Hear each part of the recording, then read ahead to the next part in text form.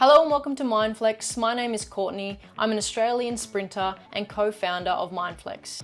I was born and raised in Alice Springs, a small little remote outback town in the centre of Australia. Let's go back 20 years. I was a little 8-year-old girl. Just loved to run everywhere. My mum and dad saw a little ad in the newspaper and it said, come and try day for little athletics. From there, I absolutely fell in love with the sport. I knew that athletics was for me and that it would be part of my future. I wanted to represent my country at the Olympics. I wanted to represent Australia. I wanted to put on the green and gold and make my country and my family proud. And still to this day, I am striving to achieve that goal and to one day represent my country at the Olympic Games. Coming from Alice Springs definitely had its ups and its downs. I think it definitely helped me grow into the person and the athlete I am today, and I think without it I don't think I'd be as tough. I don't think I'd have as much of those qualities that I have developed from being in a small town in a remote part of the country. My journey began on Little Head Street Oval, which is a grass oval. It was never marked out correctly. It was always 390 metres long or 410 metres long. There was dogs running around, there was people kicking footies. It was sometimes lined through the year and sometimes you were just running around guessing where the actual lines and the lanes were. And it was lonely.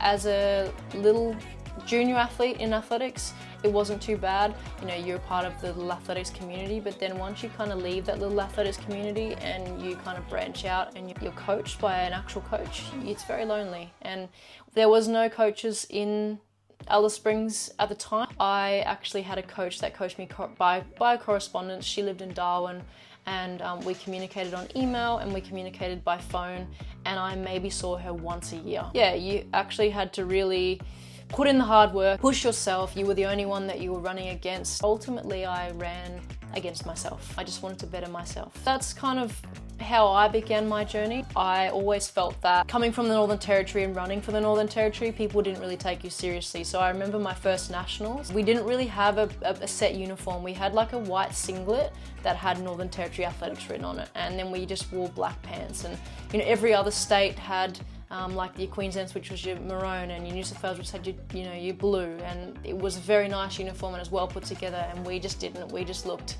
like a bit odd and out of place. I wore baggy shorts and a baggy singlet, and everyone else wore crop top and tights or bummers, and that in itself was hard, and you were kind of fighting to be taken seriously. When I first raced at Nationals, I kind of blew everyone away because I made the final of the 400 metre, and everyone was like, oh, you know, where are you from? And I'm like, oh, I'm from the Northern Territory, my name's Courtney. And that was the day that everyone was like, oh, we know Courtney. And I think the Northern Territory was taken a bit more seriously. We had a few athletes in track and field who'd come through. I think Crystal Attenborough is one of them, and she made the Commonwealth Games. Apart from that, we hadn't really had any athletes from the Territory who'd actually kind of come in hard on the national scene.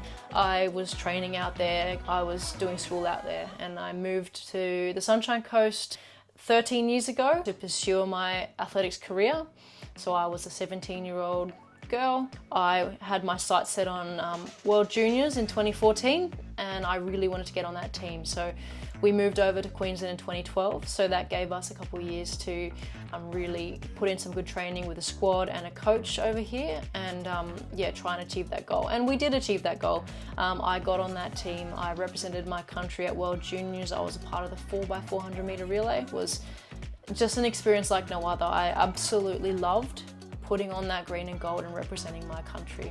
And it was a little taste, you know, like it was a taste and a stepping stone towards the bigger goal and the bigger dreams. World Juniors 2014 was a highlight of my career. Now let's go back to growing up in Alice Springs and being an athlete in Alice Springs. We didn't really have the same access to resources and the support network as, you know, kids from the cities or like bigger towns. It took a long time for things to get to us. We didn't have a lot of options for physios, for coaches, for dietitians, for strength and conditioning, personal trainers, all of that stuff. We didn't have a lot of options. There was kind of a handful, and you couldn't really pick or choose. As a young athlete, I didn't even know what mindset was.